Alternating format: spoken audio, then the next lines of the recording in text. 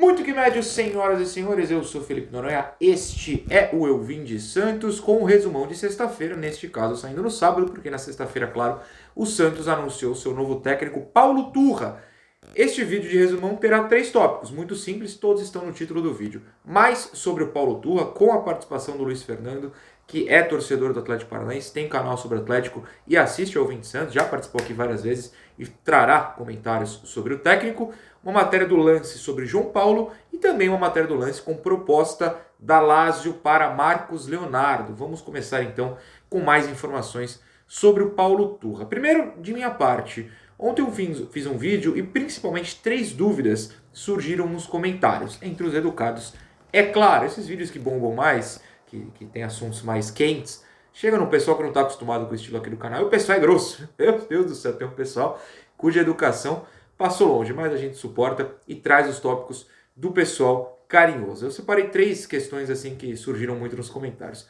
A primeira era do tempo de contrato. Eu tinha informação, eu tinha lido, sei lá, ontem cedo, na hora que eu estava entrando no resenha, que seria 6 meses de contrato, e no fim das contas parece que é 1 ano. Honestamente não muda nada, por alguns fatores, entre eles, nenhum técnico no mundo cumpre tudo, né? Do Santos então tá aí o 8º só nessa gestão, 7º, 8º nessa gestão, indiferentes, são 6 meses, 1 ano, nunca chega até o final.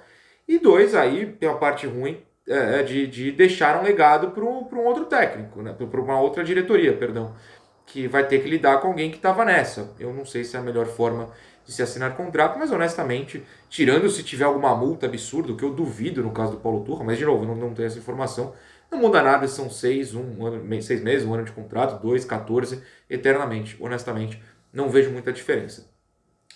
O segundo ponto é que algumas pessoas acharam que eu falei que sou contra o Santos buscar alguém para sobreviver no Brasileiro neste momento. Eu não sei se eu me expressei mal, então até corrijo. Não, eu sou a favor, eu quero sobreviver. Ó. Eu bato na madeira contra o rebaixamento todo santo vídeo aqui. É que eu falei no vídeo, a gente vê a diferença de postura. A diretoria do Atlético Paranaense quer um técnico para colocá-los lá em cima. E o Santos está na fase de contratar um técnico para ficar no máximo no meio de tabela e sobreviver.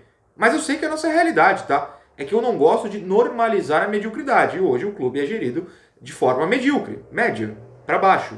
O elenco é medíocre, médio, para baixo. Então, assim, é só que eu gostaria de estar numa fase melhor.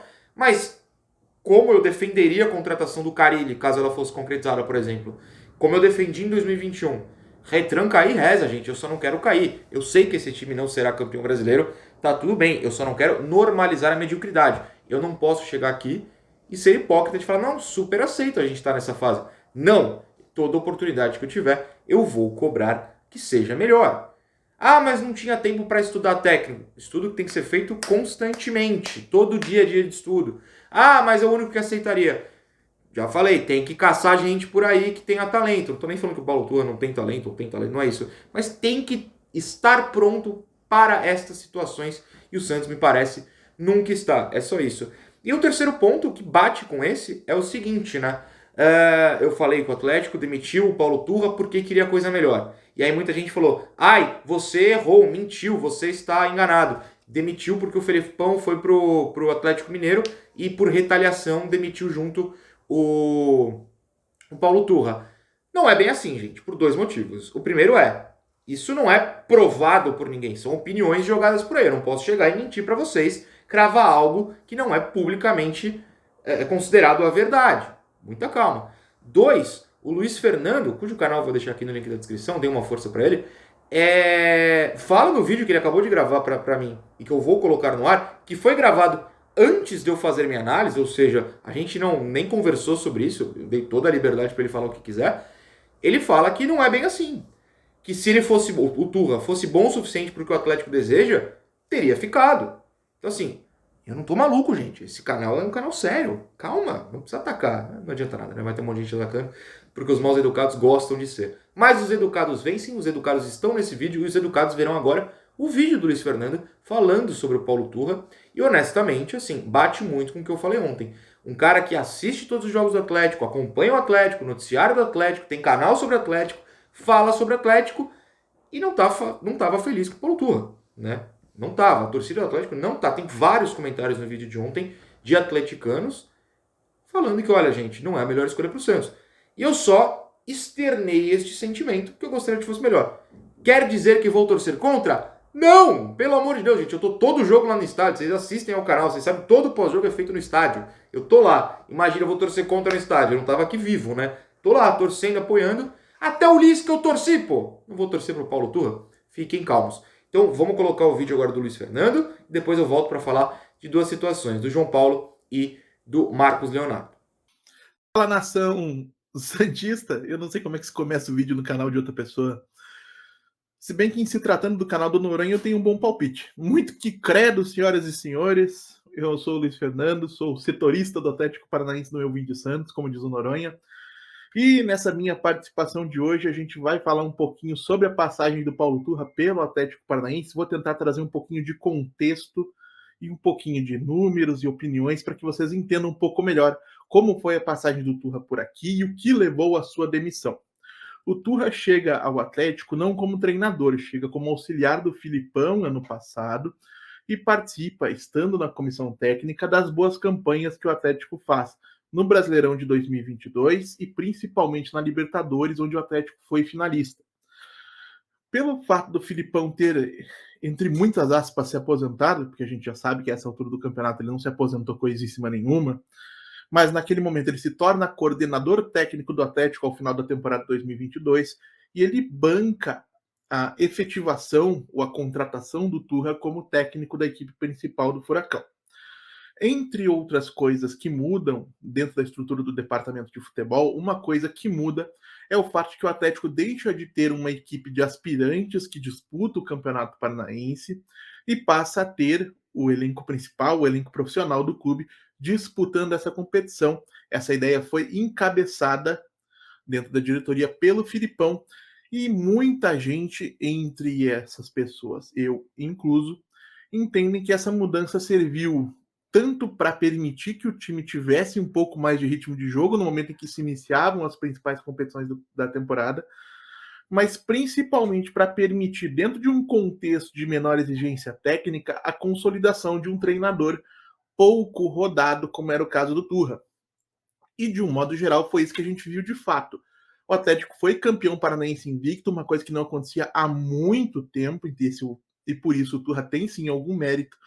Mas quando a gente passa de uma análise superficial, falando só de resultados, e passa a analisar o desempenho, a gente percebe que o Atlético teve muitas dificuldades, sempre atuando contra adversários mais fracos dentro do contexto do Campeonato Paranaense, que melhorou muito nos últimos anos, mas segue muito distante de ser um dos principais estaduais do país.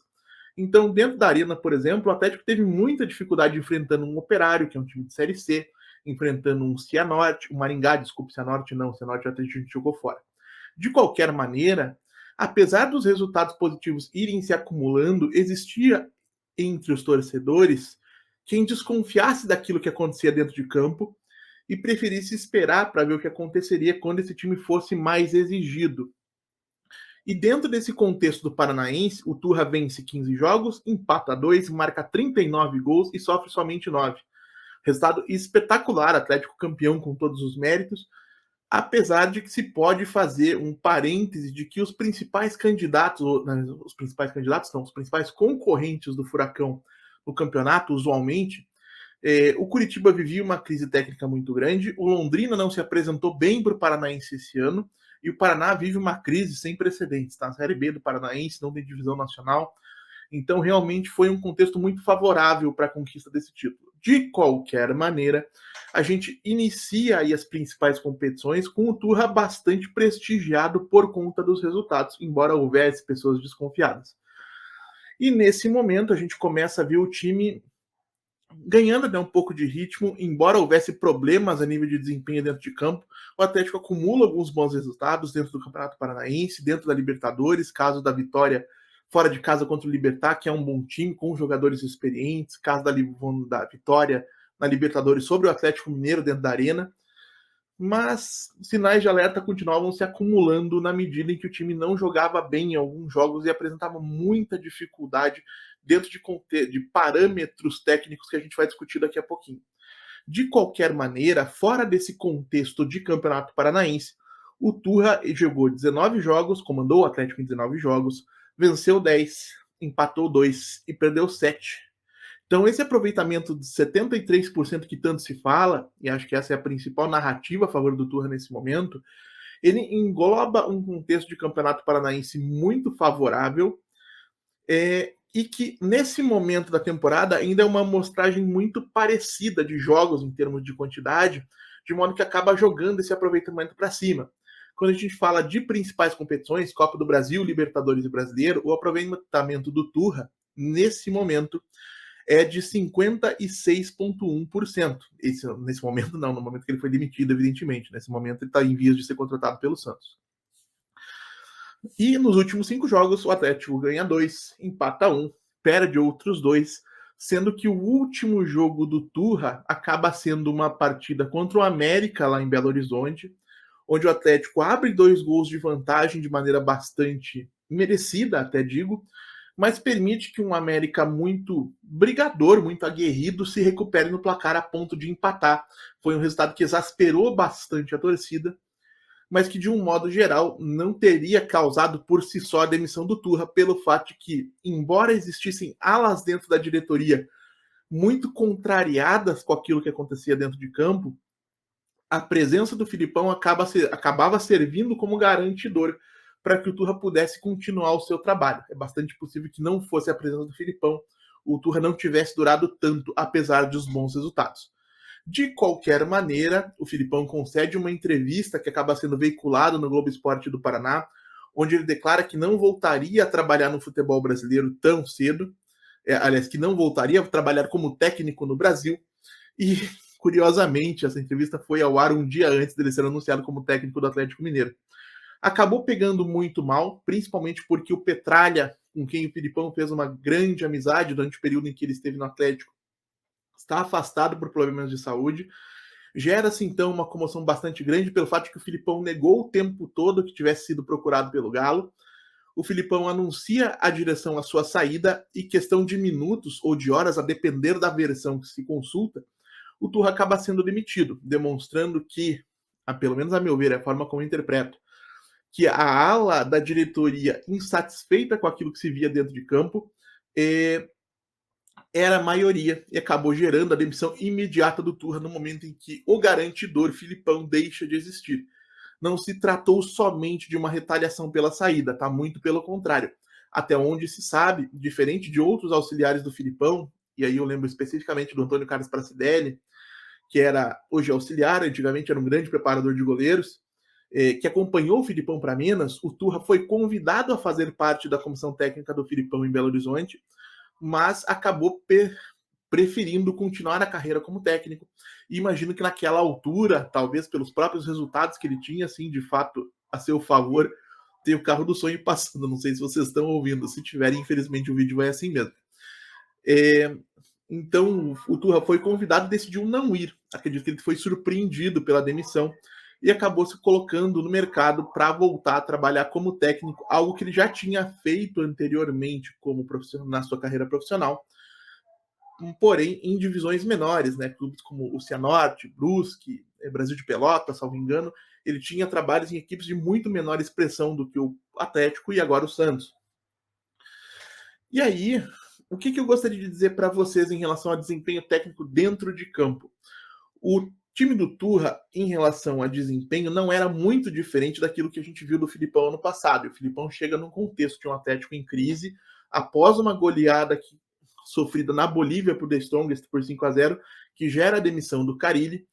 O Filipão chega, arruma a casa muito rapidamente, isso é uma coisa que eu, em texto na época, expliquei, que o fato do Filipão ser um gestor de pessoas tão hábil provavelmente permitiria que ele arrumasse a casa rápido, mas que no momento que o time se estabilizasse e precisasse dar um passo a seguir em termos de nível de desempenho técnico e organizacional dentro de campo, provavelmente o desenvolvimento ou a fluidez do trabalho se interromperia e a gente viveria um impasse.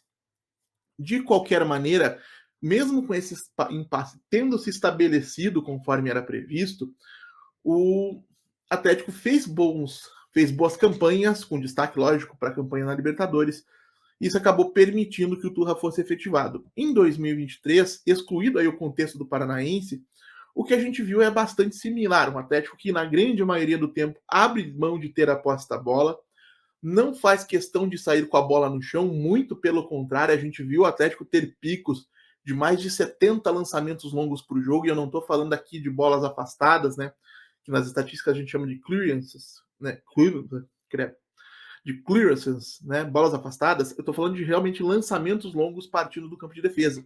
O Atlético é um time que recorria muito a esse tipo de expediente, e era uma coisa que causava muito exaspero, muita irritação na torcida, porque há um entendimento, um consenso entre os torcedores de que a qualidade técnica de um elenco, que tem Fernandinho, que tem Davi Terans, que tem Agostinho Canóbio, que tem Vitor Roque, que tem outros jogadores que mostram um bom futebol, poderia oferecer um futebol mais rico dentro de campo, e que esse futebol mais rico não acontecia especificamente ou majoritariamente por uma escolha da comissão técnica. Inclusive, jornalistas informaram que existia um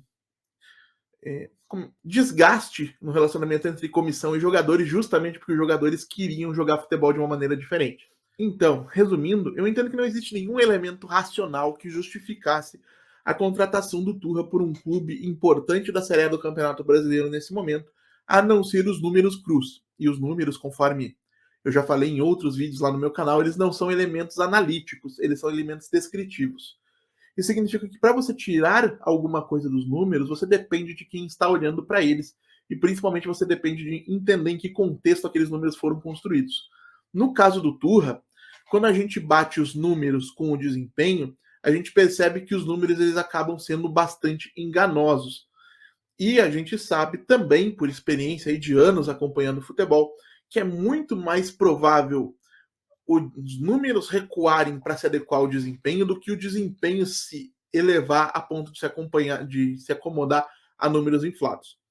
De qualquer maneira, sendo o Santos, por quem eu já falei aqui, adquirir um carinho pelo fato de acompanhar há tanto tempo o Noronha, eu desejo boa sorte ao Turra, tomara que ele consiga surpreender.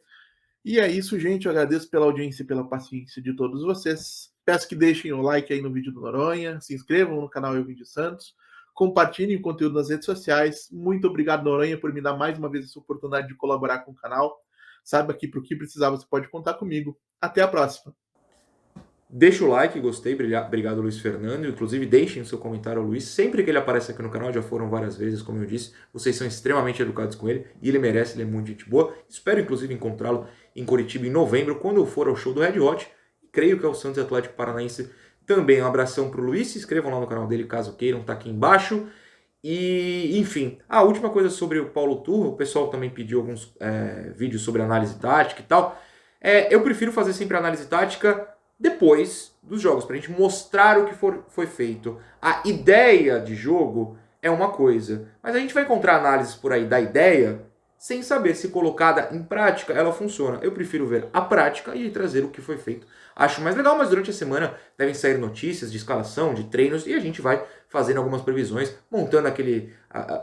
com a tela ao fundo, alguma montagem tática, ou tem aquele Share My Tactics que eu uso, botando os botõezinhos no gramado, também a gente pode trazer durante a semana, vamos ficar de olho. Bom, duas matérias saíram no Lance na última semana que eu quero trazer aqui para o resumão. Primeiro é a seguinte, clima de guerra na Vila Belmiro, isso depois do Santos e Corinthians, também explode vestiário do Santos após derrota. Linha fina, recusa do goleiro João Paulo em se juntar ao elenco no meio-campo após a partida. Ele ficou no banco de reservas, né? Em entrevista dada à Globo, gerou incômodo entre os atletas do Peixe. Vamos ver. A permanência do goleiro João Paulo no banco de reservas com Odair Hellmann, enquanto os demais jogadores ficaram no centro do gramado, cercado por seguranças, pegou mal entre os jogadores. Além disso, o restante do elenco santista ficou incomodado com o fato do capitão da equipe ter dado entrevista à detentora dos direitos de transmissão, mesmo enquanto alguns torcedores atiravam bombas em direção ao gramado. Na fala, o João cita o protesto, tal. E, enfim, para os demais integrantes do elenco santista, a declaração foi uma forma do goleiro limpar a sua imagem com a torcida. Com certeza. Mas já estava limpa, né? O João Paulo, a torcida gosta. O problema é o resto, jogadores. Acordem para a vida que, olha só, vocês limpam a barra sem precisar falar. apesar de que deveriam. Muita gente experiente lá que não fala, né? Nunca fala com a imprensa, que é falar com o torcedor. E aí quer ter a barra limpa? Ué. E limpar, limpar a barra com a torcida e expor o restante do grupo que tentava defender a sua integridade física. Gente, a parte da questão da integridade física é óbvio que a gente não vai elogiar, mas assim, são jogadores que não jogam bem, que andam em campo, o torcedor no estádio está vendo a postura, e que agora vão ficar bravos com o capitão que foi lá falar, que nunca fala quase também, dessa vez pelo menos falou. É sempre o Marcos Leonardo na entrevista. Vocês vão ficar bravos com o cara que falou. Sabe o que vocês deviam fazer, elenco do Santos? Falar também. Oh, explodiu a cabeça, né? Que coisa. A matéria não tem por que duvidar do Fábio Lázaro lá do Lance, sempre correto nas análises. Mas, enfim, o elenco sempre viaja, né? O Murilo até falou, claro, o Tauro no Resenha Santista, que não, como eu posso dizer, não acreditou, mas não viu assim como uma coisa extremamente sincera do João Paulo, que ele percebeu o momento e fez isso, ficou afastado no banco depois da entrevista. Pode até ser. O ponto é, tá tudo bem, porque alguém tem que dar entrevista, alguém tem que dar cara a tapa, não no sentido literal. Esse elenco não fala, é sempre moleque falando. O Marcos Leonardo dá entrevista depois de todo o santo jogo. E os experientes lá nunca falam. Pelo menos o João teve esse bom senso nessa partida. Com todo respeito ao elenco, zero respeito ao elenco nessa escolha de ficar bravo com o João Paulo. Por fim, também no lance, Lazio acena com proposta por Marcos Leonardo. Valores estão abaixo do esperado pelo Peixe, mas não desagradam. Vamos ler a matéria e comentar. A Lazio está interessada em Marcos Leonardo e formalizará em breve uma proposta para comprar o atacante. O Santos ainda não recebeu a oferta oficialmente. Os valores oferecidos pelo clube italiano podem chegar a 18 milhões de euros, mais ou menos 93 milhões de reais no momento, segundo o Lance. O Santos ainda manteria 15% do passe para faturar em venda futura. Esses valores não são os que a diretoria santista gostaria de receber. A ideia é receber entre 20 e 25 milhões de euros, o que eu acho correto. Mas mantendo essa porcentagem de 15%, não é vista a proposta com maus olhos pelo Santos. Agora tem uma parte interessante aqui, vamos lá. Marcos Leonardo também despertou interesse do Sporting e da Roma. Esses clubes ainda não formalizaram ofertas. O Santos vai vender o Marcos, se não for amanhã, é depois de amanhã, se não for depois de amanhã, no futuro próximo. A gente sabe disso, muito provavelmente nessa janela. De qualquer maneira, pelo menos ao recebendo mesmo, né, caso aconteça, a proposta da Lazio por 18, que seja, você pode virar para o Sporting, para Roma, principalmente para Roma, que é rival, e falar: aí ó, teu rival tá querendo pagar 18, paga 20, paga 20 que é teu. Aí recebe a de 20 da Roma, vai no Sporting, ó, cara, 20, dá 21, pô, dá 21. Vai negociando, não é assim que você negocia, é um exemplo porco, é claro. Vai negociando. Agora, essa questão de ser Lazio e Roma, eu acho que vale você negociar ainda com mais afinco, né? Acho que você pegar a proposta de um e jogar para o rival que não quer perder uma oportunidade, eu acho que o Santos tem poder de barganha neste caso. Também não se enrola muito, como o Santos costuma fazer, mas dá para negociar. 18 eu venderia? Se ninguém mais quiser nada, até venderia. Mas eu acho que vale mais e que dá para tentar mais. Vamos aguardar as próximas notícias, mas eu acho que, ó, entre Lazio e Roma, vou descartar o Sporting só por uma questão de argumento, dá para você falar o que eu fiz, ou você fazer o que eu falei. Os caras querem pagar 18, hein? Paga 19, ó, vão pagar 19, paga 20. Vai jogando pro rival assim e ver o que acontece, tá certo? Deixa eu ir que eu tenho um monte de coisa para fazer nesse sábado. Amanhã tem jogo de manhã das Sereias voltam nas quartas de final contra o Flamengo. A primeira partida foi 3-1. Não estarei na Vila, não poderei ir, tal como todos os torcedores. Mesmo de jornalista não poderei, porque estarei ocupado longe de Santos. Mas à tarde eu volto para cobrir, claro, Santos e Flamengo no masculino e fazer o pós-jogo dos dois. Então fiquem de olho aqui, principalmente se o Santos se classificar de manhã, aí vale mais a pena. Se não, talvez a gente enrole um pouquinho, porque a gente estará triste, eu e a Anitta Efraim. E à noite a gente fala do masculino de qualquer jeito. Tomara que Paulo Turra estreie com vitória. Estando ou não em campo, né? Já era Paulo Turra, a gente ainda não sabe se ele vai poder ir para o campo. Ficaremos de olho neste sábado. Beijo, bom final de semana, tchau.